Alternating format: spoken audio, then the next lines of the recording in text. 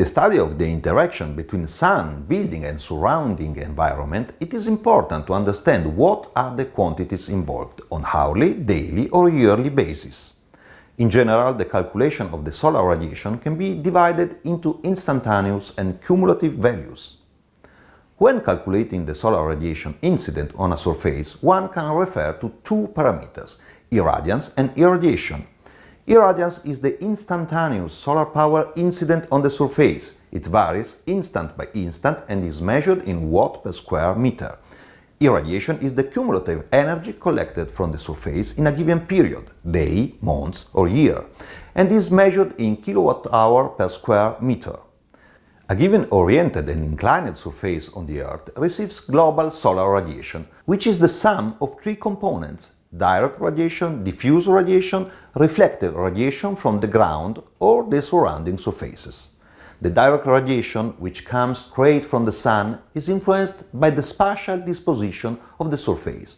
More perpendicularly the rays strike it, the higher the amount of collected radiation. Also, diffuse radiation depends on the spatial disposition of the surface, and more precisely on how it sees the sky dome. Since we can assume that the diffuse component comes from all directions of atmosphere, the greater the portion of the sky viewed from the surface, the greater the collected diffuse radiation.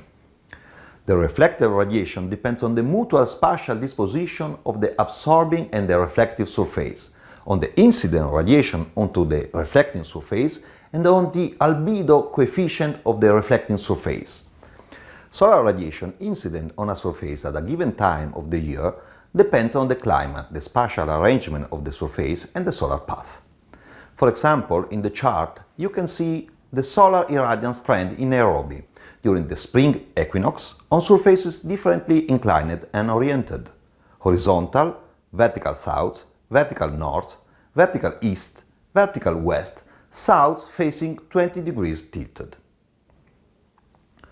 Solar energy incident on a given surface at a given time and in a given site can be evaluated with this formula, where IT is the total instantaneous irradiance incident on the considered surface expressed in watt per square meter.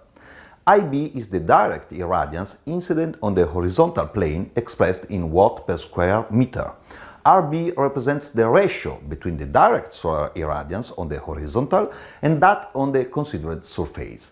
ID is the diffuse irradiance on the horizontal plane expressed in watt per square meter. Fs and Fc are respectively the view factors of the sky and of the surrounding ground. Rho is the albedo coefficient. I is the total irradiance incident on the horizontal plane and is the sum of the direct and diffuse irradiance IB and ID. RB depends on the mutual position of the Sun and the irradiated surface, hence on the specific location, day and hour, as well as on the orientation and the inclination of the surface. Its value is calculated then as a function of the following angles: solar altitude, beta, solar azimuth, alpha, surface azimuth, gamma, tilt angle of the surface, psi, latitude, phi, solar declination, delta, hour angle, omega. Fs is the view factor of the sky dome from the considered surface. Fc represents the view factor of the surrounding ground from which the reflected radiation reaches the considered surface. Both factors depend on the tilt angle of the surface, psi. The formulas shown until now allow to calculate the instantaneous values of solar radiation, namely the values of irradiance, the radiative power.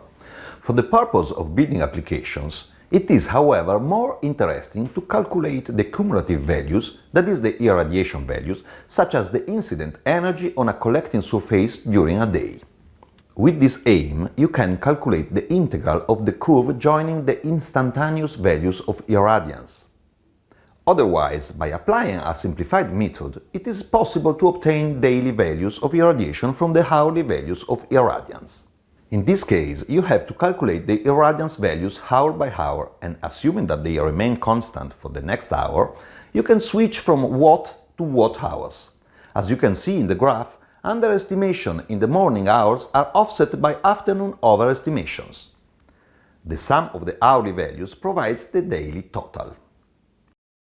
Solar radiation data can be taken from databases or from radiation squares. Each radiation square shows the mean monthly hourly solar irradiance on a horizontal surface, subdivided into its direct IB and diffuse ID components. In order to better display the magnitude of solar radiation, the cells in the chart have different backgrounds depending on the value of the total irradiance. In conclusion, the formulas and the calculation methods shown in this lesson enable to calculate the irradiance values on any given surface for every hour of the monthly average day. Input data are taken from weather file or database and can be used to calculate the irradiation, that is, the incident energy, daily by summing the hourly values, monthly by multiplying by the number of days of the months, and yearly by summing the monthly values.